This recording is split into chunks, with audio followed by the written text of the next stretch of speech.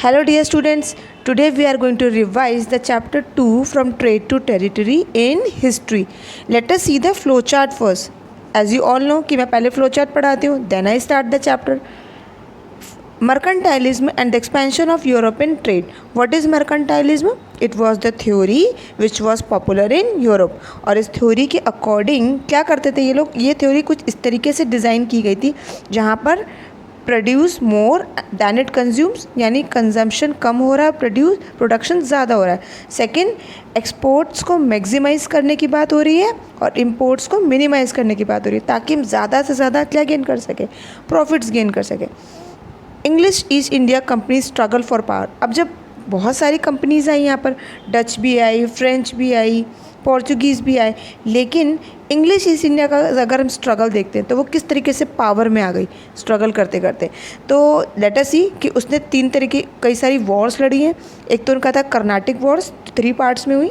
फिर conquest of Bengal हुआ जिसमें बैटल ऑफ जो पूरा बंगाल का जो उन्होंने कॉन्कर किया, तो उसमें 3 वॉर्स हमने 3 चीज़ें पढ़ी थी. एक बैटल ऑफ प्लासे पढ़ी थी, बैटल ऑफ बक्सर पढ़ी थी, फिर establishment of dyarchy. Pronunciation please carefully सुनिए, आप लोग रॉन्ग यूज़ कर रहे हो बेटा. It is dyarchy. तो डायआर्की का मतलब होता है डुअल गवर्नमेंट का इन्होंने क्या कर दिया था, इस्टेब्लिश कर लिया था. और लास्ट आपका टेरिटोरियल एक्सपेंशन, इन्होंने अपनी टेरिटरीज़ कैसे एक्सपैंड करी ये हमने चैप्टर में पढ़ा. तभी तो वो पावर में आ गए थे ना, जैसे जैसे उनकी टेरिटरीज इंक्रीज़ हो रही थी. तो हमने इसमें पढ़ा था 3 तरीके जो थे वो उन्होंने इम्प्लीमेंट किए थे. एक तो हो गया सब्सिडियरी अलायंस, सेकेंड है आपका डायरेक्ट मिलिट्री कॉन्क्वेस्ट, यानी मिलिट्री से डायरेक्ट आमना सामना होना था. और डॉक्ट्रिन ऑफ लैप्स में क्या था, the rulers those who are without natural heir, जिनके पास उनका नेचुरल ब्लड रिलेशन नहीं था, उनका सन नहीं था, तो वहाँ पर उनकी टेरिटरी किसके पास अनेक्स होनी थी, वो ब्रिटिश के पास जानी थी. तो ये था हमारा flow chart. Now let us see the key terms of this chapter. First question है हमारा, far east, all the countries of eastern Asia taken together. जो ईस्टर्न एशिया से हम जितनी भी कंट्रीज़ को ले रहे हैं उसे हम कहते थे फार ईस्ट. सेकेंड है हमारा फैक्ट्रीज़. अब फैक्ट्रीज़ का यहाँ पर बेसिकली मीनिंग क्या है, तभी ब्रैकेट में हेयर लिखा हुआ है. So here places where goods for trade are were stock, वो प्लेसेस जहाँ पे गुड्स को ट्रेड के लिए क्या किया जा रहा है, स्टॉक किया जा रहा है. Rivalry, competition for the same goal और for getting ahead in something. Rivalry जैसे कि ये सब एक दूसरे के राइवल्स बन गए थे. इंडिया में कई सारी कंपनीज आ गई थी तो सबका आपस में क्या हो गया था, कंपटीशन था और गोल सबका सेम था. सबको मार्केट चाहिए था, सबको यहाँ से रॉ मटेरियल भी चाहिए था और अपना क्या बनना था, अपना बिजनेस भी इस्टेब्लिश कर चाहते थे. Monopoly, it is monopoly. Please listen to each and every word very carefully. अब मोनोपोली के वैसे बहुत डिफरेंट मीनिंग होते हैं, but here what is the meaning of in this chapter, exclusive control over trade. किसने किया था ये करना चाहती थी English East India Company. Monopoly चाहती थी कि यहाँ पे सिर्फ हम क्या करें, सिर्फ हमारा एक्सक्लूसिव कंट्रोल हो पूरी इंडिया पर ट्रेड के ऊपर, और कोई कंपनी ना कर पाए. तभी तो उन्होंने धीरे धीरे सारी कंपनीज़ को यहाँ से रिमूव कर दिया था, बट कुछ कंपनीज़ रह गई थी. एलिमिनेट, कम्प्लीटली रिमूव और गेट रिड ऑफ समथिंग, पूरी तरीके से किसी को रिमूव कर देना, एलिमिनेट कर देना. जैसे आप किसी गेम से एलिमिनेट हो जाते हो समटाइम्स, है ना, तो ये हो गया एलिमिनेट. नेक्स्ट है आपका क्लैश्ड, केम इनटू वायलेंट कॉन्फ्लिक्ट. जैसे 2 लोगों के बीच में क्लैशेस हो जाते हैं ना, तो वहाँ पर कॉन्फ्लिक्ट स्टार्ट हो जाते हैं, तो दैट इज़ क्लैश. तो came into violent conflict. Ousted, ousted का मतलब होता है किसी को पूरी तरह से रिमूव कर देना. तो driven out from a position और प्लेस, मतलब आपने उसकी पोजीशन से पूरी तरीके से हटा दिया. जैसे 18th सेंचुरी में इंग्लिश ने क्या किया था, उनकी विक्ट्री हो गई थी फ्रांस के साथ में, और उन्होंने यूरोपियन पावर्स को क्या करा, इंडियन मार्केट से पूरी तरह से आउटस्टेड कर दिया. डिपेंडेंसी, डिपेंड से बना है word dependency. A territory controlled by another more powerful territory. जब एक टेरिटरी को कोई दूसरी टेरिटरी कंट्रोल करने लगती है, क्यों, कब कर लेती है, जब वो ज़्यादा पावरफुल हो जाती है, तो उसको हम कह रहे हैं dependency. Decisively. So the meaning of decisively is कि जहाँ पर एक किसी के अंदर एबिलिटी है कि वो डिसीजंस क्विकली और इफेक्टिवली ले सकता है. नेक्स्ट है हमारा एग्जेम्प्टेड. एग्जेम्प्टेड का मतलब होता है freed from an obligation, means वो क्या है, एकदम ऑब्लिगेशन से फ्री जो हो कोई, तो उसे हम कह रहे हैं exempted. Puppet, a person who is control by someone else. जैसे कि हमने मीर जाफ़र के लिए वर्ड यूज़ किया था कि वो क्या था, नवाब जो बने तो थे वो, बट उनके लिए हमने वर्ड क्यों ऐसा था, वर्ड यूज़ किया था, पपेट नवाब यूज़ किया था, क्योंकि उनको किससे कंट्रोल हो रहे थे, ब्रिटिश से हो रहे थे। नेक्स्ट है हमारा मर्सनरीज। मर्सनरीज का मीनिंग होता है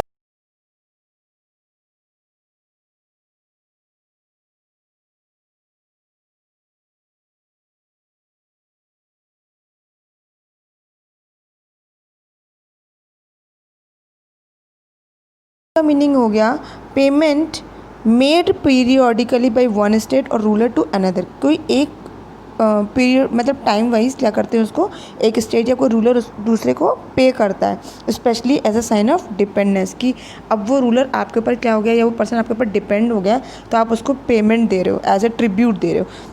नेक्स्ट है आपका इंडेमनिटी। इंडेमनिटी का मीनिंग होता है compensation.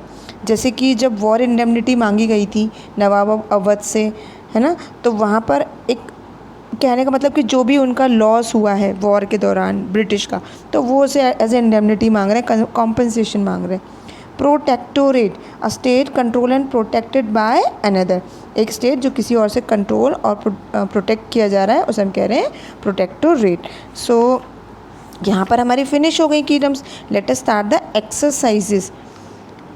Page number 24.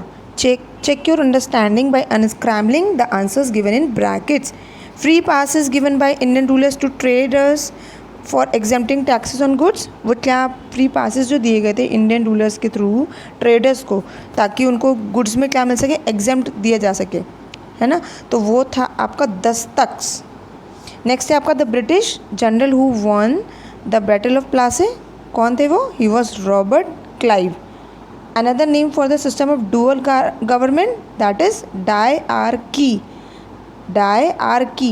The father of Indian civil administration was Lord Cornwallis. Lord Cornwallis. Now next question is given reason for each of the following statements.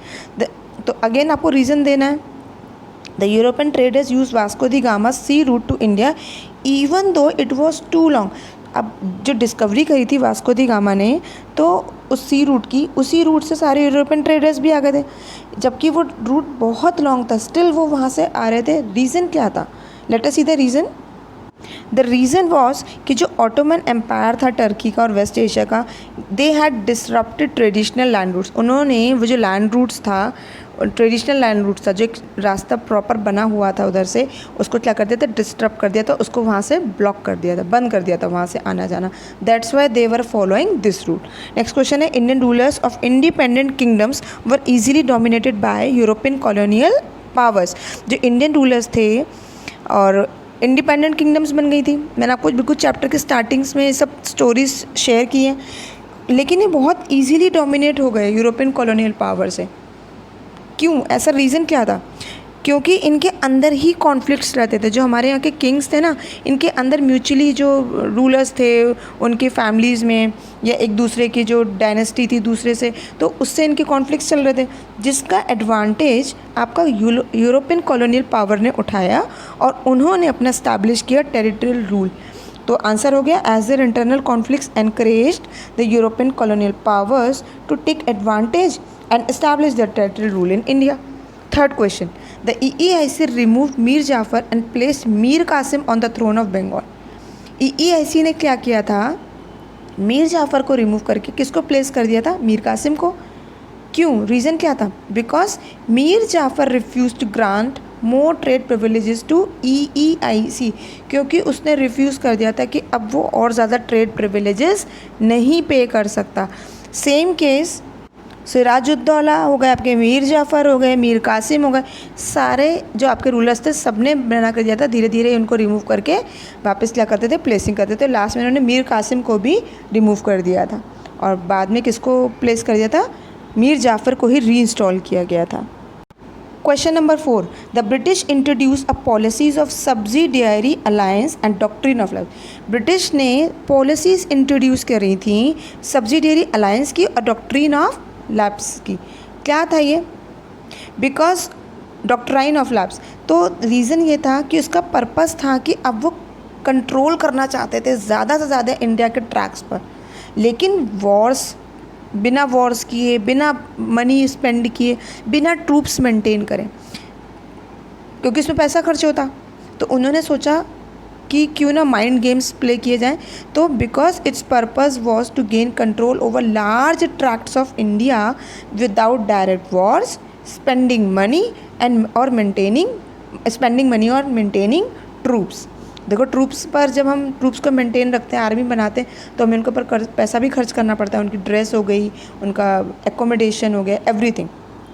Question number 5, the British fought against the Sikhs in the first Anglo Sikh war.